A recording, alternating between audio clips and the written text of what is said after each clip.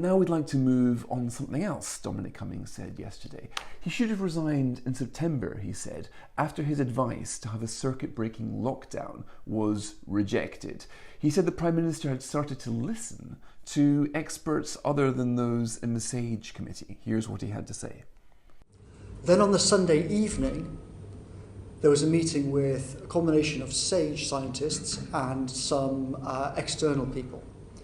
By this point, unfortunately, the Prime Minister was listening to various people who were saying things like, there's already herd immunity in the population, there won't be any second wave, etc., etc. So we had this meeting in the Cabinet Room Sunday evening. Patrick and Chris gave their view. A guy called Hennigan and a woman from Oxford called Professor Gupta, I think it was, gave the kind of don't lock down view. John Edmonds said, who was on SAGE, surely we're going to learn the lessons of March. Here's what the data's going to be. You are not going to, the only logic of not doing a lockdown then will be that you're not going to do it at all. There's no way that you're going to make that decision. Just do it now, otherwise it's all going to be worse. The Prime Minister said, I'm not persuaded of that. I'm delighted to have one of those experts joining us now. Sunetra Gupta is Professor of Theoretical Epidemiology at the University of Oxford. Thanks very much for joining us on Spectator TV. So what did you make of Dominic Cummings' account of what you and other outsiders said to the Prime Minister when you were called in last September? I mean, first of all, in general, I would say it is unfortunate that the level of discourse surrounding all of this has settled into a kind of personal harangue and a rant and accusations, fingers of blame being pointed here and there. What I'd always hoped we would achieve is a measured debate with different sides being presented. Now, instead, what's happened and what we've had to endure, and which has it caused enormous damage to science, is this kind of partisan debate with people blaming each other constantly, and we've had to suffer a misrepresentation of our ideas. So, for example, when Dominic Cummings said that we, or I, had said that we had hit the herd immunity threshold, this could not be further from the truth. All along, my position, and it remains so, is that we cannot reliably calculate a herd immunity threshold for SARS-CoV-2, and also that this threshold fluctuates due to seasonality. But putting those two ideas together, you can explain what has happened in this country and many other countries, including India, as a kind of interaction between the level of immunity that's acquired already in the population and where the herd immunity threshold is at, depending on the season. Right. But we never said that we were at herd immunity. Okay, so that's one point. Yeah, I think actually we've got the written evidence which you gave to that, and in that written evidence you say quite clearly that it's not. That the funny thing about COVID is that you can't tell when you're at herd immunity. But what was the overall? I mean, right now at that meeting, it was rare that people like you, Carl Hannigan. Was Dominic Cummings correct to say that you were saying, in effect, don't lock down now? Oh yes, I think that would be a correct representation. But that "don't lock down now" was not in response, not because we had already reached herd immunity and therefore didn't need to worry about a resurgence. "Don't lock down now" was all about whether lockdown is the appropriate response and whether more lives would not have been saved by employing a complete or a different strategy, which focused on where protection was focused on those who were vulnerable. But of course, your proposal, the Great Barrington Declaration, effectively said that the restrictions should be centred, or protection as you put it, should be centred on people who are older and vulnerable and not on the younger. So you were surely advocating exactly the same thing. Let younger people, let the key workers, if you want, go into society, basically let them get infected. And this was, I put to you, a herd immunity strategy, and calling it any other name is surely semantic deception. No, I think that, first of all, I don't think we should even use the term herd immunity strategy, because herd immunity is not a strategy. It's, if you like, it's part of our toolkit in trying to live with infectious diseases. So we should be thinking, about how we can develop herd immunity without paying that price. And of course, vaccination is one of the routes that we can do that, although whether COVID vaccines will allow us to reach herd immunity is another matter completely. What we were advocating was, in fact, to shield the essential workers who were at risk of dying from COVID, those who had comorbidities. So what we did was we locked up the university students. So I think there were strategies that we could have put in place which would have protected those who were actually at risk of death, while allowing those who weren't at significant risk of death to conduct their lives normally and be protected from other forms of death and deficits to their welfare, and which at the same time would lead, as it has actually done, to the growth of herd immunity in the population. This is, for some reason, people are in denial of the fact that actually at the moment, one of the reasons we are enjoying the situation we currently have is because there has been a substantial build-up of herd immunity in the population. But you still find yourself in a minority voice among scientists, don't you? I mean, we heard from Neil Ferguson at Imperial College only earlier today, where he basically was saying that the decision to delay lockdown by a week cost 20,000 lives. Now, that's just not him saying it from the top of his head. Several people, very well-regarded experts at Imperial, produced a piece of work last December making that exact calculation, that knowing what we know now from lockdown, delaying it by even a week, as the Prime Minister did in March when he wasn't listening to Dominic Cummings, led to a death toll 20,000 higher than it would otherwise have been. That's a scientific paper, surely. I don't believe in those results. I think that you can make a mathematical model in which you embed a certain assumption, and then from that assumption you get a certain result. And I don't think that that was a correct result. Furthermore, what we suggested, I think, would have saved more lives. So it's not as if we suggested that you should do nothing. If you did nothing, there would be possibly a tangible difference between going into lockdown.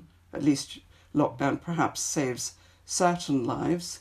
But what we suggested was going into a situation where we protected those who might die and allowed those who wouldn't die to continue with their lives and to prevent the collateral damage that lockdown inevitably incurs. Right, but your theory is based on several assumptions. Now, I put to you that everybody got things wrong, but you included. I mean, quite often during the summer, it was said that you had, for example, said that herd immunity was achieved last March, and also I think you said in an interview that the fatality ratio would be closer to 1 in 10,000 than 1 in 1,000. Those things weren't true, were they?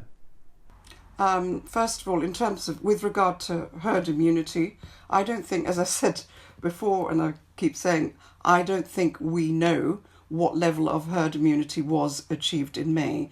I can easily write down a mathematical model in which a high degree of herd immunity or a large number of people were already protected from infection in May.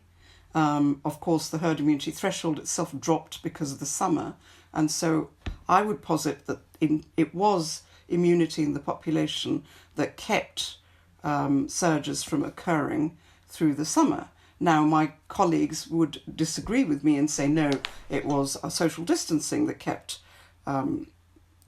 numbers down. But why would it And come back in the autumn? I don't understand. If herd immunity kept it down in the summer, then why would we see the second wave and arguably the third wave when the Kent variant came along? First of all, I did say in several interviews that we would expect a winter surge. The typical pattern of these respiratory infections is that the herd immunity threshold itself changes with time. So in the summer you have a low threshold of herd immunity. So even if 25% of the population happen to be immune, that is sufficient to prevent the increase in infections. As the temperature drops and other conditions change, that immunity threshold starts to creep up. And that's why you inevitably will get a winter surge, an autumn surge, and possibly a spring surge. These are all things that I said in various interviews. Not surprisingly, people who choose to discredit me pick out one or two quotations out of context, which imply that I thought the pandemic was over. Now, all I can say to you is, if I thought the pandemic was over, would I have spent the next 6 months trying to come up with a strategy to handle a resurgence of this pandemic? And what about the fatality rates? I mean, what's your estimate of that now? Okay, the fatality rate. Yes, that was definitely careless of me to say that 1 in 1,000 or 10,000 is what the average infection fatality rate is. The truth is that a mean infection fatality rate is not a very sensible number to think about. Because it was a global figure, isn't there, and a national figure. I mean, there is some stage where, on a global basis, it can be different to what it is in a country where the virus is trying to be controlled. No, in a country where the age distribution is different, where the comorbidity distribution is different, you will get a much, much lower average infection fatality rate. But because infection fatality rate is not a fundamental property of a country, or the virus itself, it's a property that relates to the host, age and condition. I think what I was overzealously trying to draw attention to was the fact that most of us have a very, very low likelihood of dying from infection unless we are old, frail, or have certain comorbidities. But certainly, I absolutely should not have put that number out there. Right, sure. As a mean IFR, that's not correct. But overall, listening to the 7 hours of Dominic Cummings' evidence, seeing a world's worth of experiments and lockdowns, and also we've got places like America where Texas took a very different response than California, and they had sort of comparable levels of COVID.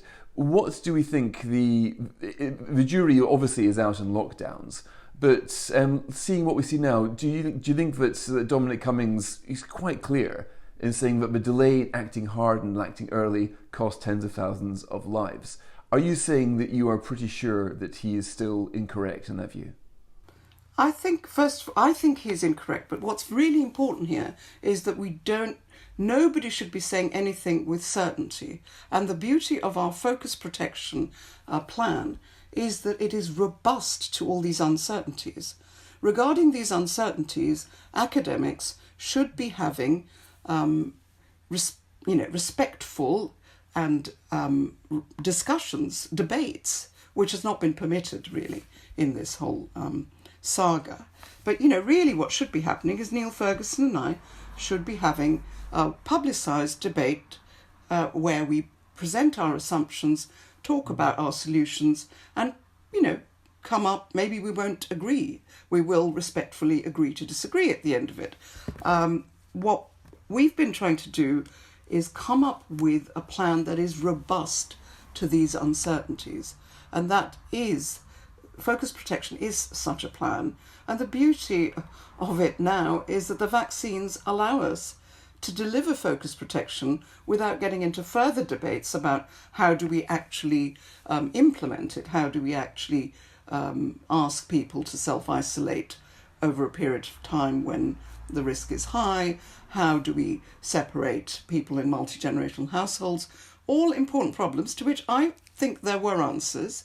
But now we have a vaccine, which makes it really easy to deliver focus protection.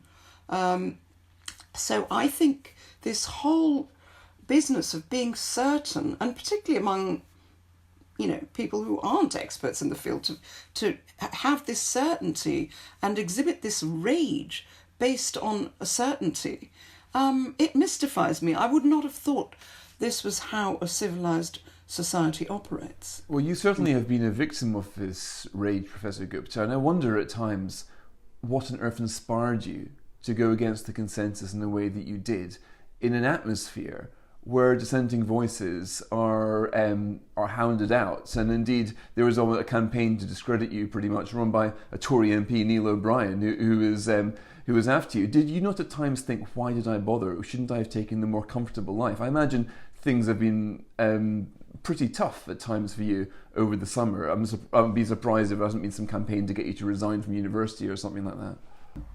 Well, yes, of course it's been very tough. I mean, but the truth is that I do feel I have a responsibility as a scientist and a citizen, as a global citizen, and I do feel very strongly, that was where I started and that's where I remain, that the collateral damage from lockdowns is profound, and in its final tally, we will be realising that this is just not an appropriate tool, that we have harmed young people, children, and those on low incomes, particularly people in developing countries, to an extent that makes this lockdown is just not an appropriate tool.